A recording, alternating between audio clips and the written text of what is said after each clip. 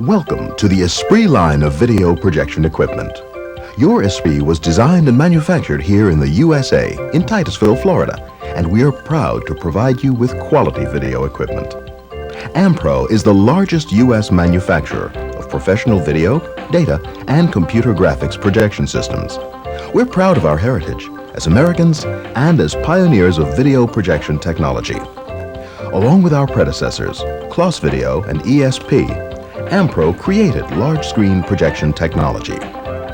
During the past decade, we have made and installed over 60,000 units. Our dedicated workers here in Florida use state-of-the-art design and manufacturing technology to compete with pride against the best the rest of the world has to offer.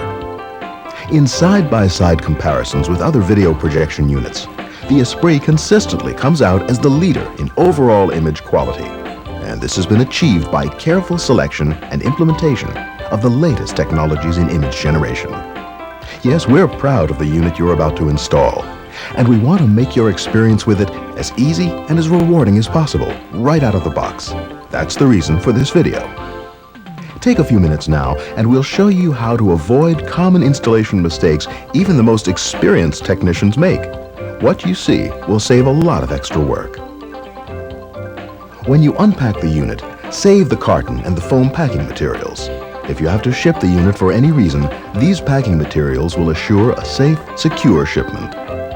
Please take some time right after you've viewed this video to review the manual, especially the installation points that pertain to your setup. Meanwhile, we will alert you to sections of the manual you'll need as we go through each of the 5 basic steps in setup and installation. Initial system test, room design and sweep configuration, use of the remote control and built-in help screens, installation and focusing, channel registration. Although you should be experienced installing and running equipment such as VCRs, monitors, personal computers, you don't necessarily have to be a qualified service technician. So if you run into any problems not covered by this video or the manual, we expect you to stop, disconnect the power, and call your authorized Esprit service technician.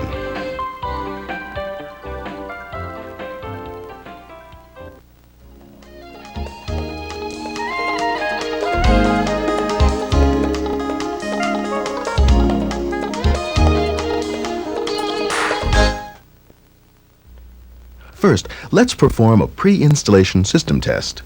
Before you make any adjustments or start to mount it in a hard-to-reach place, an initial systems test, described in Chapter 5 of your manual, can save a lot of questions and time later on.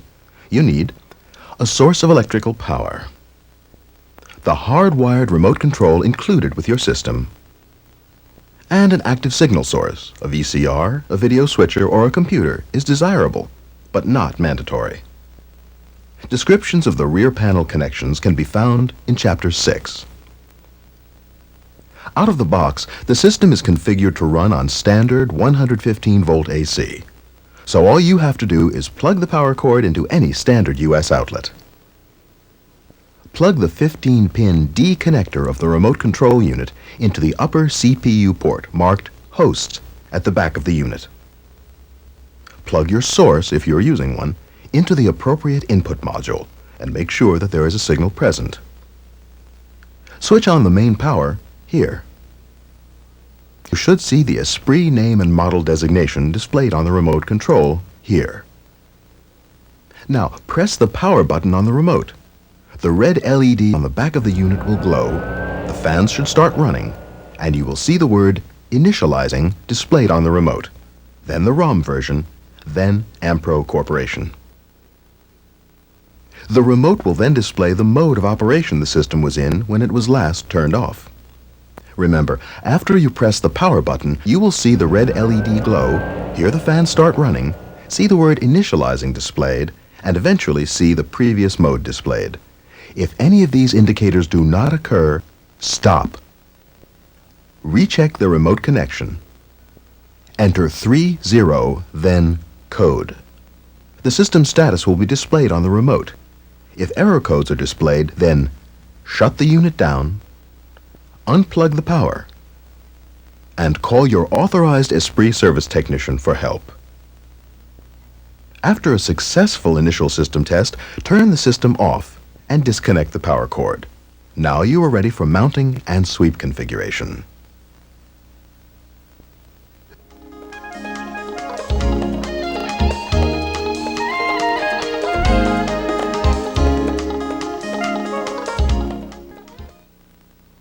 Your Esprit unit was preset at the factory for an 8-foot by 6-foot viewing area, with the projector mounted on a table approximately 12.5 feet from the screen to the lenses.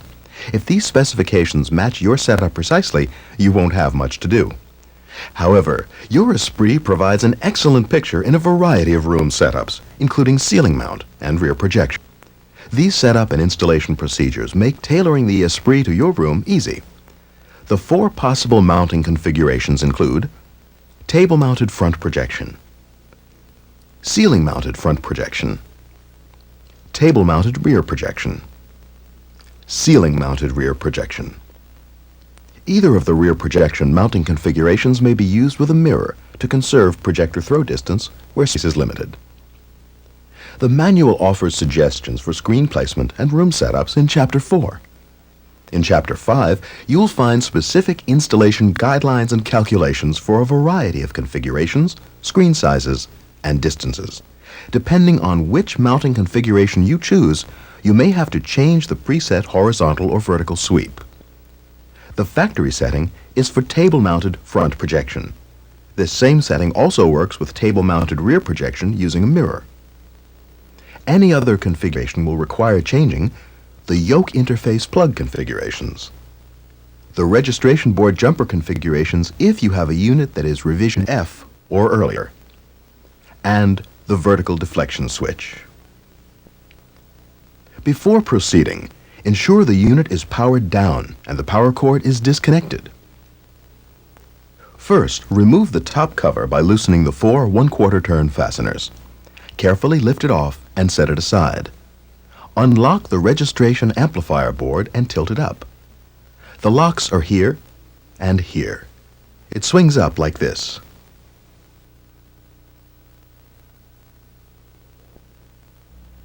The diagrams in the manual are oriented looking down at the top of the unit. You can locate the yoke interface boards here, but you will probably address the yoke interface plugs from the lenses, like this.